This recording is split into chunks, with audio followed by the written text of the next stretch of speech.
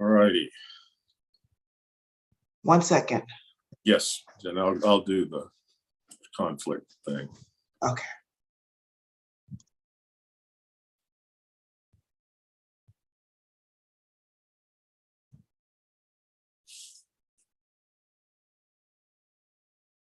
Okay, I think we're good. We're ready. Thanks, Nicole. Well, welcome everybody to the subcommittee meeting of the proposed 2023 Formal Ethics Opinion 2.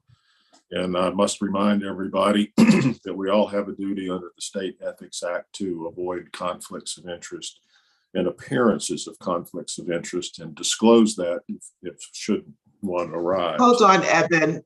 We're getting some feedback. From me? Is it?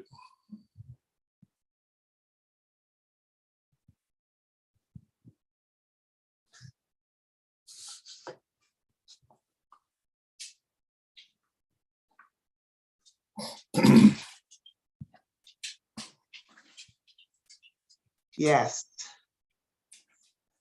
Just 1 second. Let me find where it is on my.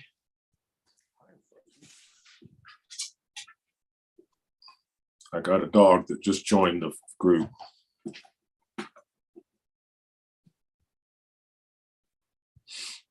Okay, maybe we should be good now. Okay, thanks, Nicole. Well, once again, welcome everybody to the follow-up subcommittee meeting for Formal Ethics Opinion 2023, Opinion 2. And I must remind everybody, it is the duty of all subcommittee members to avoid conflicts of interest and appearances of conflicts of interest and to disclose that fact if should one arise or if one exists. This is under the State Ethics Act.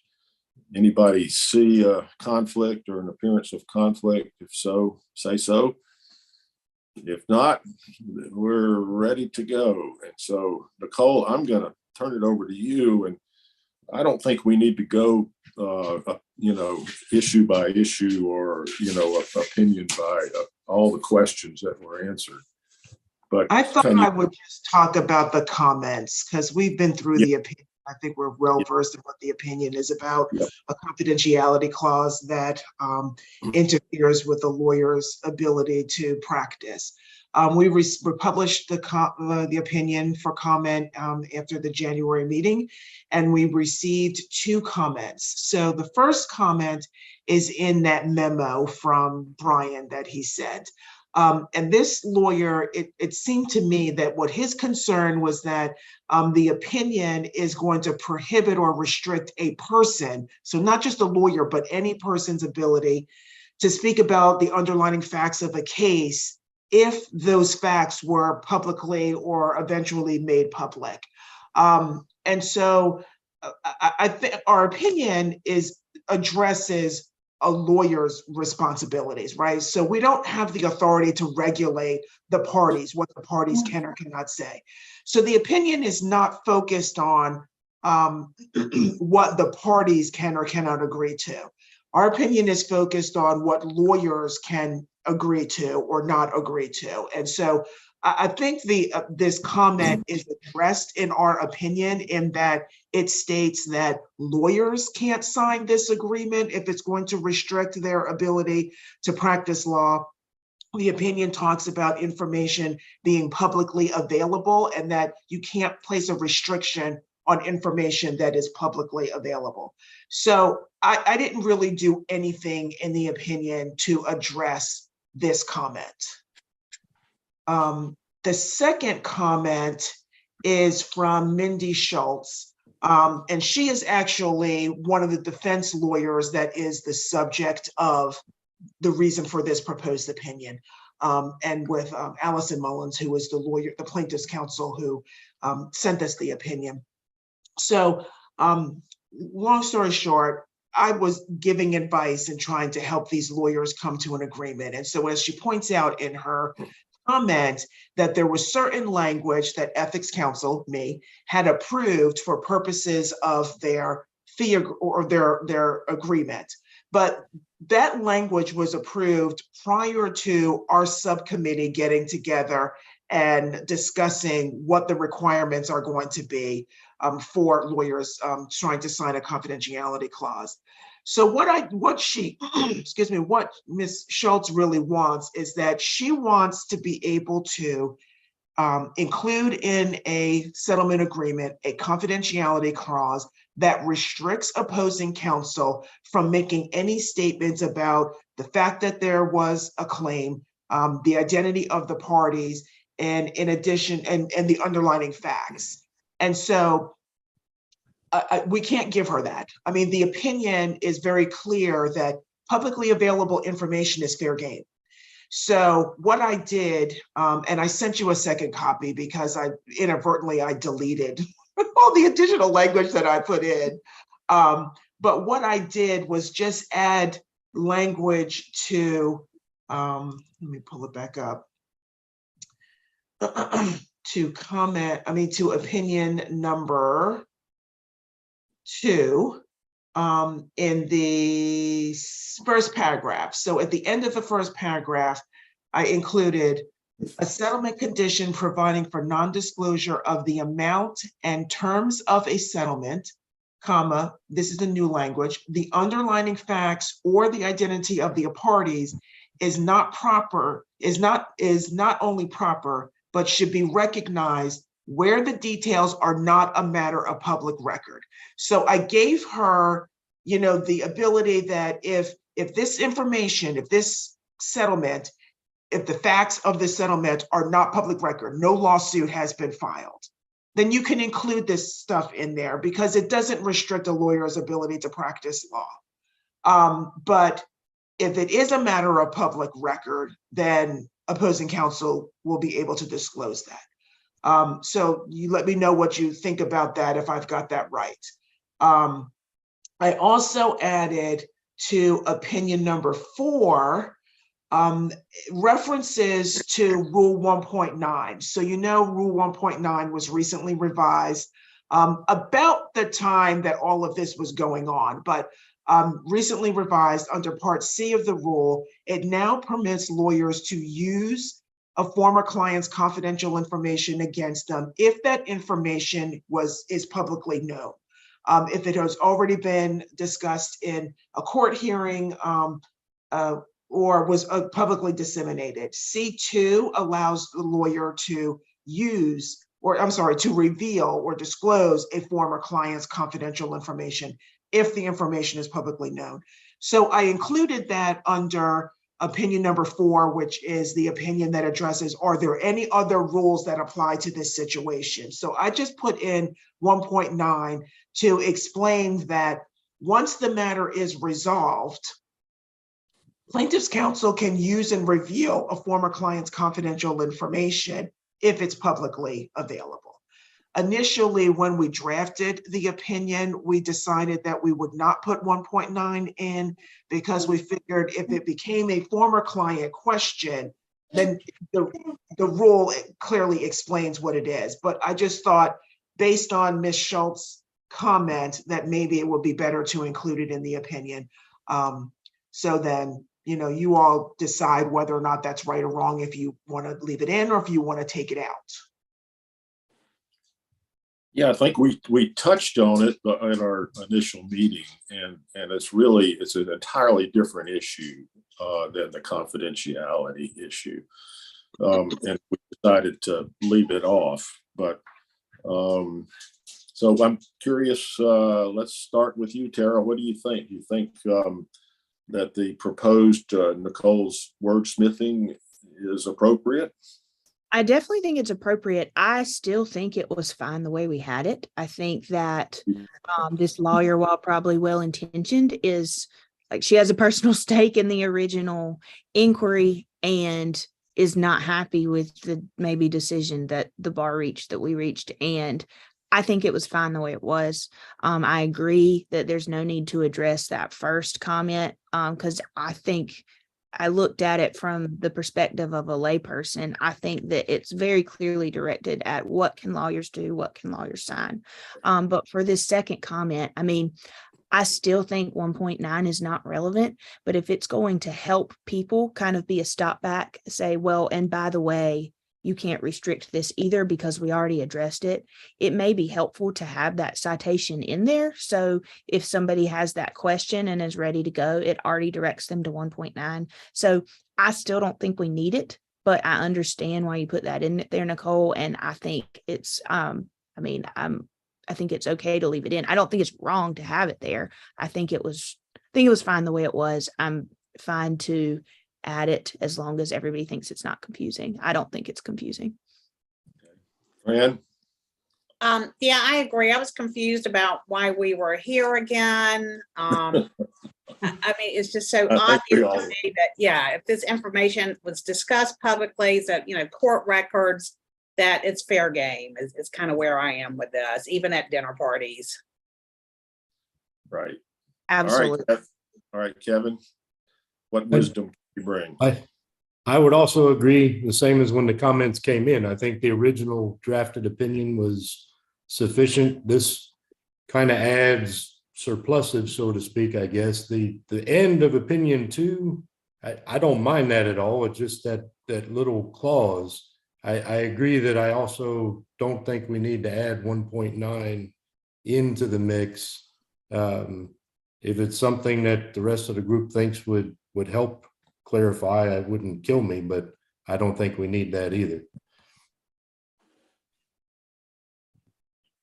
I mean, I think it's kind of it's the same spirit, right? We're talking about matters that are part of a public record that have publicly been disseminated. I mean, that one is talking about representing former clients and not discussions that were part of a litigation. But I think the spirit is the same for both. Yeah, and I think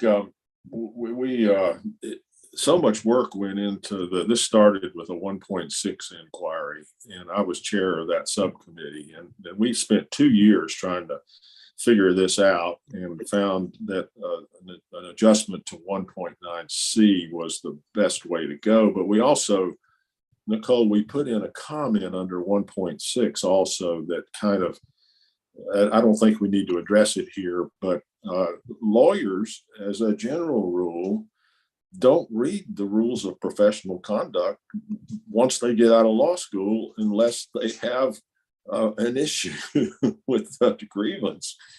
And so I'm not sure if you say 1.9C, I would guess that 99% of lawyers would not have no idea what that is. So it does backstop, I think, Tara, to your point. It does kind of remind people that it's there, and it's just sort of another reminder that generally known and public record matters can be disclosed in certain circumstances.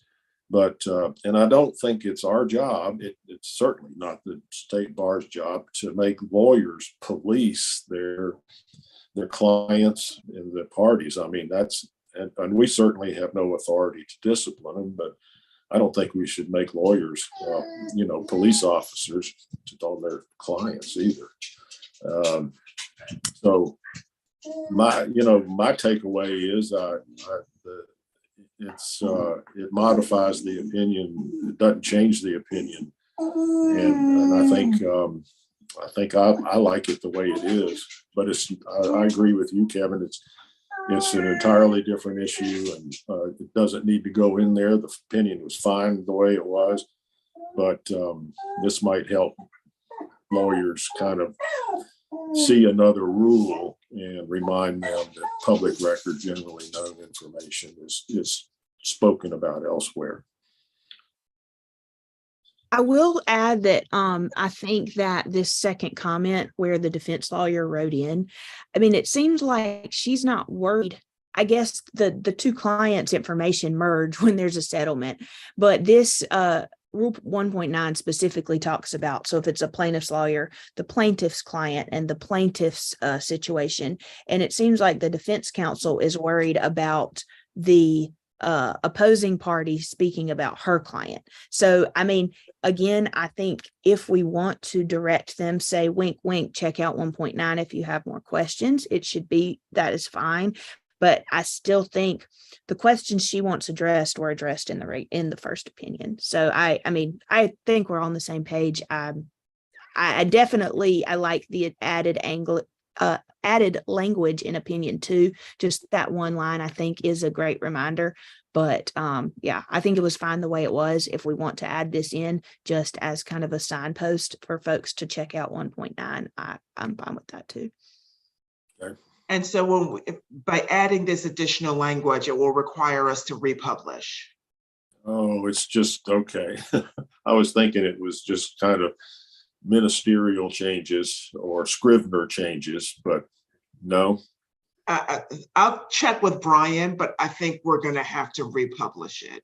And so if you're not interested in doing that, then I would recommend that we leave the opinion as originally drafted. Because, and you're right, I mean, the addition of this language, it's not changing our answer. Right. But I think I'll talk to Brian about whether or not it's really a substantive change. Because especially with 1.9, we hadn't mentioned 1.9 anywhere else in the opinion. If you remove 1.9, you think it still has to be republished? If you remove those last couple of sentences. Right, like just leave the amendment to opinion 2, that extra I line. think if we remove 1.9, then the rest of it is just wordsmithing, because it's something that's contemplated already in opinion number 2, and we just need to spell it out a little bit more. I think we should do that. So, Eben, just educate me. Republishing means what? More comments? We're going to be back here Right. again with. Yeah, Yeah. it means more comments and a delay in terms of, actually passing it on to council and having it enacted or put into effect. So Right. I'm fine either way, because I was part of 1.9. I'd like to always just remind lawyers that exists, because that subcommittee got the highest number of comments as we were sussing out 1.6 and confidentiality of information. And basically the 1.6 was prohibiting lawyers from speaking at CLEs and doing some other things. And so this was sort of a compromise settlement that will allow lawyers now to speak at CLEs. But I don't know. I think that Ms. Schultz, if you called her up right now and asked her what 1.9C says, I really doubt that she'd have to look it up. But for me, it's a reminder that there are other provisions. But and Nicole, do you see, if I will leave it up to the ethics committee. Do you see any problems with delaying this until once we publish it again, and then October it should be ready to go? Do you see any problems with the delay? No, I mean, no one's waiting on our answer. I mean, the matter that is involved in this, that problem or initiated this opinion, it's resolved. Like, they dealt with it. So, I mean, I'm sure that the lawyers are still thinking about future cases. I don't know if there's anything pending right now that they're waiting for this. As far as I know, it's, I mean, it's not like the grievance committee who sends us an inquiry and they're, before they make a decision on a grievance matter. So as far as I know, no one's waiting on this for any particular pending matter. I mean, of course, the two lawyers involved are waiting because they want to know what they can or cannot do in the future. But all right. So my question to the subcommittee is, do we want to take a vote on just striking the 1.9 clauses and or do we want to leave it up to the entire ethics committee to beat on it for a while and discuss it? Not the latter. because it'll definitely be beat on like that. Everything just flogged. So, all right, is there a motion? A motion to leave it in or leave it out? Either way, either one. Oh, okay. Yeah, So I let- move that we remove the additional language in opinion 4, not the Scrivener's changes, but the last paragraph that addresses 1.9. All right, is there a second? I'll second. All right, all in favor, say aye. Aye. Aye. All opposed? I'm thinking, Fran? does Nicole vote? No, I don't get a vote. I don't get a vote either. So unless there's a tie. Oh, you don't get a vote? Okay, I'm gonna say nay, but then it goes forward anyway. I kind of right. like having it in there, but again, just kind of it's the spirit is the same. We're talking about matters that are part of public record and. All right. Well, I think we're still. Well, why gonna don't we do this? Why don't we do this? Why don't you direct me to talk to Brian? And if Brian says that the additional of 1.9 needs to be republished, then we will take out 1.9. Okay, If Brian I'm says- okay with that. Like, I'm still thinking, okay, but if it means having to republish it, I could be swayed by my colleagues on the subcommittee to vote otherwise. Okay. I think that'd be great. I think, Nicole, that would be wonderful if you could check and see whether this qualifies as necessary to republish. Yeah, if it's a substantive change that requires republishing. Yeah. Well, Nicole, I think the full ethics committee still gets to flog this. Don't you think? That we as we review our Yeah, because I'll have to make a meeting. report. I mean, because we've had our subcommittee meeting and they know about the comments.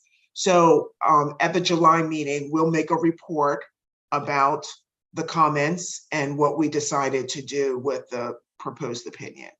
And then the ethics committee could still say, well, wait a minute, we want 1.9, or no, we don't want 1.9 in there. I mean, and so it could still get to the point where we leave out the 1.9. They may disagree with the other wordsmithing and just say the opinion was correct as it was, and we're just going to leave it that way. Yeah. Well, let me ask everybody this: What if Brian says that the 1.9 language is not substantive changing all, and it can go forward as is? Does that change your opinion, Tara and Kevin? I would say I'd be fine with it staying in as long as we don't have to republish. If he rules it not substantive. Yeah, I think, the first opinion was so streamlined and on point. Don't want to add anything else, but I'm not opposed to it being in there. I think the spirit is the same. So I'm certainly not opposed to leaving it in if we don't have to republish. And Tara and Kevin, can you give me a synopsis of why you want it removed? Just what you said, Tara, you think it's unnecessary? Well, I just think if I'm reading this as somebody who is not a defense lawyer who sent the comment in, it's like everything tracks. And then it says, oh, by the way, you can do this and you can do this. So I think it's all like one narrative, and then we just kind of toss a curveball in there that you don't necessarily need because it's not on point. But I agree, like I'm one of those lawyers who I'm going to have to check up on what 1.9 says before I look at it. And so it would be helpful instead of if I had an issue that was just like this, I can see where it would be helpful. Oh, refer to 1.9. But since I don't think it's directly on point to the initial inquiry, that's why I think we don't need it. Right. And I feel the same way, where it's something that doesn't hurt, but it's not necessary. I think we all agreed the opinion could have lived on the way it was originally drafted. And if it doesn't have to be republished and it's just added in as here's an extra piece, great. If it has to go through publication, more comments, we're adding another field that can pull more comments in where we could be right back here again after it's published. Well, So, in light of those statements, I recommend we take out 1.9. Because like Tara said, it's not exactly on point. I mean, it's another direction or something else to look at, but it's something that Suzanne, Brian, and I advise on every day. You know, I mean, I talk to a lawyer about 1.9 at least 3 times a week. Well, part of that is I'm sure Nicole has a big fan club here in Charlotte. I've been told by several lawyers that Nicole rocks, and they're like Nicole McLaughlin fans. Fan club in Whiteville too. I feel like my Okay. editorial skills like wants to make it a separate paragraph. So I think that's part of what Tara and Kevin are saying. Like it's just kind of separate out there. Yeah. So I get it. I get it. Yeah. All right. So let's vote again. The motion is still out there, and Fran she voted nay, but from what I hear, that we perhaps ought to vote again. Yep. So I renew my motion. okay. Second, anybody? second. All right. All in favor, say aye. Aye. All right. Where we are. So I'll So- take that out. Great. You guys are great. This has been a great subcommittee. You guys really are great. Thank you so much. It's been wonderful. And Nicole, thanks again. Great job. Oh, no problem. I appreciate you, all the Nicole. work that you did on the opinion. Yeah. So, all right, guys. Any other business? Anything else we need to talk about? Can we solve the AI conundrum in less than 5 minutes? I have a question. Was that a dog or a baby crying? I heard something somewhere. That's a dog. That's my dog. It's actually my son's dog. He lives next door, and so he's a police officer here in Charlotte. So he drops the dog off. He goes to work at 5:30. So we babysit the dog while he's at work. So Gotcha. I will Yep. share with y'all, I'm about 6 months pregnant right now. And so I am due, I think, the same day as our October meeting. So I don't think I'll be there, Wow. but I am planning to be at the Congratulations. July meeting. Thank you so much. oh, that's Okay. great, Tara. Yes, Awesome. thank you. So I'll be there in July, but if it goes to October, I probably won't be at the meeting. We're gonna have 2 new babies because Takia's baby is due soon. Oh, that's Oh, awesome. Right. Yeah. Wonderful. Lots of ethics committee.